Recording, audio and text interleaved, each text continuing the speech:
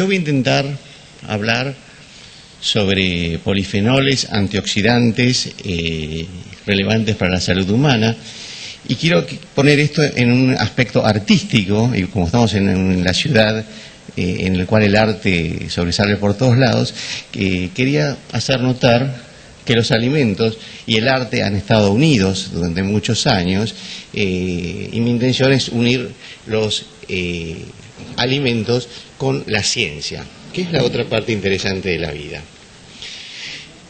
Todos sabemos que, investigaciones de los últimos años han dado lugar a que se ha aceptado que las frutas y los vegetales son buenos para la salud. Y dentro de ese concepto, más concretamente, los polifenoles de las plantas, los polifenoles vegetales, podrían explicar algunos de estos beneficios para la salud. ¿Qué son estos polifenoles o compuestos fenólicos? Bueno, me pareció que era importante brindar algún tipo de introducción. Entonces, estos compuestos polifenólicos son de alguna manera un enorme número de compuestos presentes en la naturaleza, sobre todo presentes en las plantas, que de alguna manera, arbitrariamente, pueden ser clasificados en flavonoides y no flavonoides. Los flavonoides son los que normalmente entendemos como polifenoles. Y dentro de estos flavonoides existen otros subclases, como son los de las catequinas o taninos, que parte de ellos son los flavanoles o flavantrioles o flavantresoles, que yo voy a hablar más en detalle, antocianinas, flavonoles, isoflavonas. O sea, una gran cantidad de compuestos que están presentes en las plantas y son parte de nuestra dieta natural. Químicamente los flavonoides presentan una estructura de 3 anillos. Estos 3 anillos se denominan A, C y B. No es ABC, es ACB por estos caprichos de la química orgánica. Pero esta es la estructura básica de los flavonoides, y los sustituyentes químicos que tengan en estas posiciones 2, 3, 4, van a definir la clase de flavonoides, van a definir alguna de las clases de flavonoides que yo les mencioné anteriormente. Así, si se está presente un doble enlace, un grupo hidroxilo y un grupo carbonilo, defienden lo que se denomina un flavonol. Todo es bastante confusa la nomenclatura. Los flavanoles, de los cuales yo voy a hablar un poco más en detalle, como les dije antes, no tiene el doble enlace acá, no tiene el grupo carbonilo acá, tiene un grupo hidroxilo solamente en la posición 3, y vamos a ver, tiene algunos sustituyentes en el anillo C. Las isoflavonas, otras características distintas, las flavononas, características químicas distintas. Y estas características químicas, como vamos a ver, les dan cierta potencialidad de actuar como antioxidantes o como moléculas reguladoras dentro de un sistema biológico. Pero la situación no es tan simple, porque cuando lo ingerimos, nuestro organismo lo incorpora en los órganos y lo transforma. Estos polifenoles, cuando entran al organismo, no son excretados como tales, sino que existe una serie de biotransformaciones. Esa serie de biotransformaciones abre más el panorama de un solo compuesto. Existen una serie de compuestos que están metilados, glucuronizados, sulfatados. O sea, se abre el espectro de compuestos mucho más grande. O sea, tenemos más polifenoles, tenemos más compuestos, y no solo los metabolizamos a través de nuestros sistemas naturales de metabolización, sino a través de las bacterias que están en el intestino, producen más compuestos todavía. De un compuesto nuevamente surgen toda esta gran cantidad de compuestos. Entonces nos encontramos frente a una gran pirámide en el cual los polifenoles, que nosotros denominamos así muy tranquilos, llegan a estar en el orden de los 10.000 de compuestos. Los flavonoides, que son toda esta familia de compuestos que compartían esa estructura química, en el orden de los 1.000. Los flavanoles, de los que yo voy a hablar, en el orden de los 10, y después vemos compuestos particulares, como puede ser uno de ellos, que es la epicatequina, que está en el tope de la torre. Entonces, el primer mensaje que yo quiero dejar hoy es que los polifenoles no pueden ser tratados como factores universales que ejercen un efecto biológico. Las vitaminas sabemos que no son las vitaminas. Sabemos que si es vitamina A, vitamina C. Los polifenoles también. Estamos llegando a un estado de la investigación en el cual necesitamos identificar cada uno de estos polifenoles, y lo que se ve es que existen evidencias cada vez mayores que los compuestos, simplemente por tener la orientación diferente de un grupo hidroxilo, lo cual químicamente es una modificación muy pequeña, tienen propiedades distintas. O sea que cada uno de estos compuestos deben ser tratados en lo posible, en forma individual. Pero por supuesto, como somos científicos, nos gusta agruparlos, y muchas veces las investigaciones las hacemos con grupos agrupados de estos compuestos. Yo como les dije, me voy a extender sobre flavonoles. ¿Y por qué los flavonoles? Bueno, los flavonoles están presentes en el té, están presentes en el vino y están presentes en la cocoa, en el chocolate. Por supuesto, no hay duda que estudiar el vino es placentero, o sea, uno usa 10 microlitros de una botella de 750 mililitros y con el resto puede hacer lo que quiera. En general, festejar cuando termina el experimento, si dio bien. Y si no, nos comemos un poco de chocolate, que siempre nos resarce de las penas.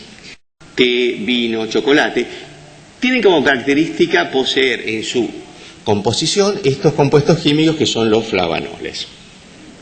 Entonces, ¿cómo estos flavanoles, como ejemplos de los polifenoles, interaccionan en sistemas biológicos? Bueno, primero tenemos que ver un poquito más la molécula. O sea, químicamente estos flavonoles tienen muchos grupos hidroxilos.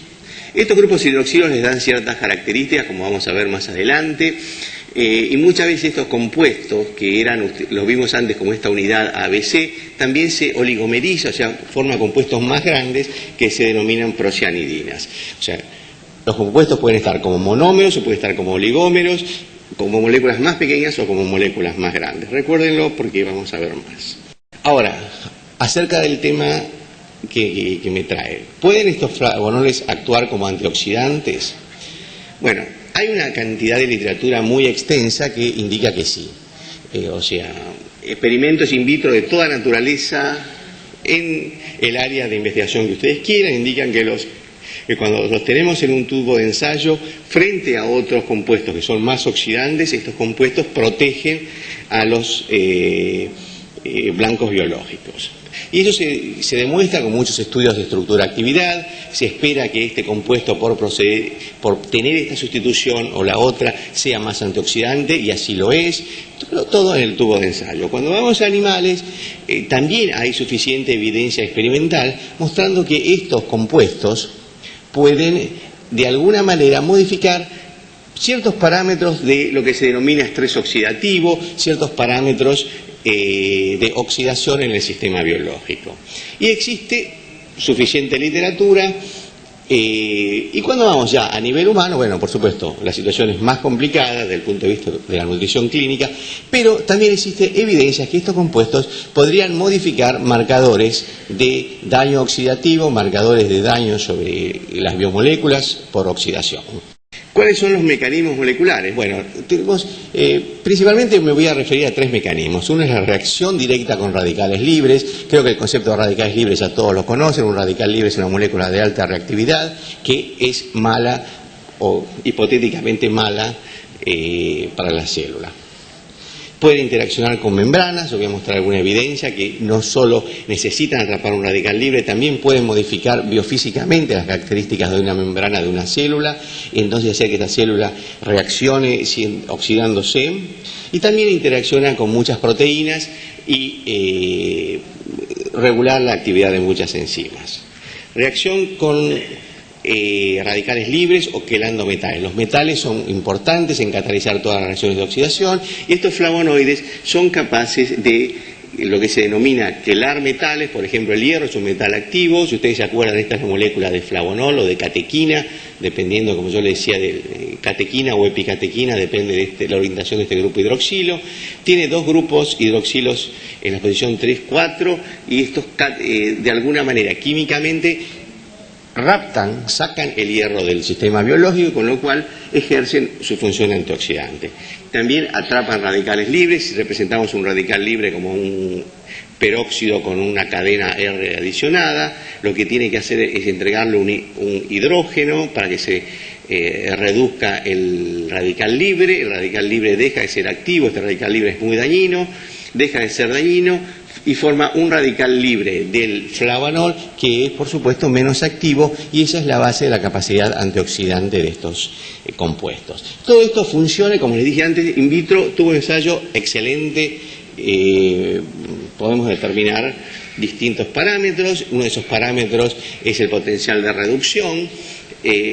Simplemente lo que vemos es que si comparamos epicatequina, el dímero de epicatequina, o sea, dos moléculas de epicatequina unidas, con la vitamina E o como el ácido ascórbico, que supuestamente son las denominadas vitaminas antioxidantes, o son compuestos con alta actividad antioxidante, el potencial de reducción lo que da es la característica de estos compuestos de formar ese radical libre y de estabilizarlo. O sea, cuanto más bajo es este valor, mejor es el antioxidante. El ácido ascórbico o vitamina C es el mejor, pero como vemos, la diferencia no es grande. Desde un punto de vista químico, esta diferencia no es grande.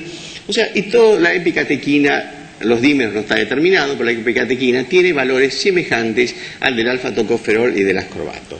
¿Qué pasa con las concentraciones en plasma y las concentraciones tisulares? Bueno, las concentraciones de estos compuestos, la biodisponibilidad de estos compuestos es muy baja. Entonces, cuando lo comparamos con la concentración de alfa-tocoferol o de ácido ascórbico presentes en plasma, bueno, la situación se complica, ya que cinéticamente estos compuestos no van a estar presentes en cantidad suficiente como para competir con la capacidad antioxidante que pueda brindar el ácido ascórbico o la vitamina E o la vitamina C. Entonces, claramente estas determinaciones, estos valores no propician un efecto directo de estos radicales de los flavanoles o flavanoles como sustancias que puedan estar atrapando radicales libres o quedando metales con una significancia importante, con una importancia relativa en los sistemas biológicos. Como ustedes saben, los antioxidantes han dado mucho que hablar. Hay un libro editado por este señor Terry Bennett, cuentos, 12 historias de hombres y mujeres cuyas vidas llegaron a puntos importantes, y el señor pone un boxeador, no sabemos por qué, pero el punto es que puede haber otras historias a partir de los antioxidantes. Y esas otras historias, no solo el hecho de atrapar radicales libres, sino la interacción con membranas es importante, y acá vamos un poco a la especificidad de cada uno de estos compuestos. El hexámero, cuando estos flavonoides forman compuestos de 6 unidades, vemos que cuando tenemos células de intestino incubadas en presencia del hexámero y después las exponemos a un antioxidante, el negro es la fluorescencia que representa la oxidación, el grado de oxidación de la célula, y la presencia del hexámero disminuye este grado de oxidación, incluso cuando se saca del medio de incubación el hexámero. O sea, hay una protección del hexámero, el hexámero no entra dentro de la célula, sino que de alguna manera, nosotros sabemos, lo hemos medido, modifica las propiedades fisicoquímicas de las membranas biológicas de estas células, con lo cual genera una acción antioxidante desde afuera de la célula. También los flavonoides pueden interaccionar con proteínas, y en la literatura hay un número de proteínas muy importantes o enzimas muy importantes con la interacciona. Un estudio nuestro realizado hace varios años, publicados el año pasado, en el cual estudiamos el efecto de chocolate en jugadores de fútbol argentinos, que los mandamos después al Mundial, pensamos que iban a ganar, pero bueno, no funcionó. Pero los experimentos sí funcionaron, lo interesante es que los experimentos sí funcionaron, y en estos chicos se le disminuyó la presión. Esto es disminución de presión, cuando más grande la barra, disminución de presión, le disminuyó la presión sistólica, diastólica y la presión media significativamente luego de 14 días de consumir los chocolates ricos en procianidinas. Si consumían chocolate blanco, chocolate no rico en procianidinas, no había efecto. O sea que teníamos un efecto sobre la presión. Esto nos llevó a estudiar los efectos sobre una proteína en especial, sobre la actividad de la enzima convertidora de angiotensina. estos estudios sobre la enzima convertidora, también observamos que los compuestos, sobre todo el tetrámero, era un buen inhibidor de la actividad de la enzima convertidora de angiotensina. Acá tenemos actividad de la enzima en función de distintos compuestos. Por supuesto, un inhibidor particular tiene mayor actividad, pero el tetrámero presentaba un... Y en base a eso, bueno, ¿cómo relacionamos las proxianidinas con la hipertensión? Bueno, lo relacionamos a través de la formación de óxido nítrico y de radicales libres. Es una historia muy compleja, pero esencialmente lo que sucede es que la angiotensina 1 pasa a angiotensina 2 modulada por la enzima convertidora. Esta angiotensina 2, aparte de hacer sus efectos antihipertensivos, de bajar a la presión o de regular la presión, lo que hace es producir radicales libres a partir de la actividad de la enzima NADPH oxidasa, y también, por otro lado, que esta sería la parte mala, y por otro lado una parte buena, que es la generación de óxido nítrico, que está asociado a la disminución de la presión arterial. Entonces, al inhibir la enzima convertidora, como cualquier otro inhibidor de la enzima convertidora farmacológico, las proxianidinas harían un efecto benéfico sobre la salud cardiovascular o sobre la hipertensión, inhibiendo esta actividad de la enzima. Ahora, ¿pueden estos mecanismos actuar simultáneamente? O sea, hipotéticamente los convencí de que estos individualmente pueden actuar simultáneamente. Bueno, más complejo, este es un cuadrito bastante complejo, pero lo que tenemos acá es la activación del sistema NF-κB, del factor nuclear κB, y vemos que esto significa los lugares en donde las largas proxianidinas, que son las LPC, el monómero o el dímero, que entran dentro de la célula, pueden actuar a distintos niveles de esta cadena de activación. Y una cosa muy importante que nosotros observamos es que cuando hacemos una estructura tridimensional del dímero, vemos que no es una molécula lineal, es una molécula que tiene una estructura bastante compleja, y esa estructura compleja es muy similar a un par de guaninas, las guaninas son bases del DNA. Entonces, de alguna manera van a interaccionar con cualquier proteína que pueda reconocer un par de guaninas en el DNA. Estos factores nucleares reaccionan con el DNA reconociendo esa u otra disposición de bases. En el caso de los dímeros, realmente pueden interaccionar con el doble par guanina, y el NF-κB, el factor nuclear, tiene estas esencialmente no cualquier proteína, no cualquier factor nuclear reconoce el par GG, entonces sí lo reconoce este factor nuclear, y este factor nuclear es como es inhibido de esta manera. Esta es una estructura de las fuerzas electrostáticas, o sea que acomoda perfectamente bien dentro de la estructura del NF-κB. Entonces, ¿cuál es el punto que yo quiero desarrollar? No hay duda que los polifenoles relacionan con los sistemas biológicos y producen beneficios sobre la salud, y lo que nosotros medimos, o lo que muchos miden, son efectos antioxidantes.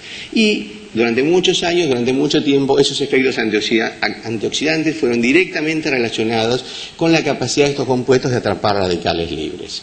Eso está bien, no está mal, pero es toda la verdad. Bueno, lo que vamos entendiendo es que no, que existen otros mecanismos diferentes de la capacidad de atrapar radicales libres, que son más coherentes con las concentraciones, con la biodisponibilidad de estos compuestos en los sistemas biológicos, y estos mecanismos son proteínas, interacción con proteínas, interacción con lípidos, esencialmente modular de alguna manera el funcionamiento celular a partir de estos, de maneras distintas. Esto es muy importante porque desde mucho tiempo mucha gente lo único que dice es: miro cómo mi sistema reacciona, cómo atrapa radicales libres, capacidad antioxidante, que han medido infinidad de gente en el mundo. Bueno, nos quedamos con una parte de la verdad, no es toda. Entonces, como científicos debemos analizarla toda. Pero, desde un punto de vista fenomenológico, claramente los polifenoles interaccionan con los sistemas biológicos y generan beneficios para la salud.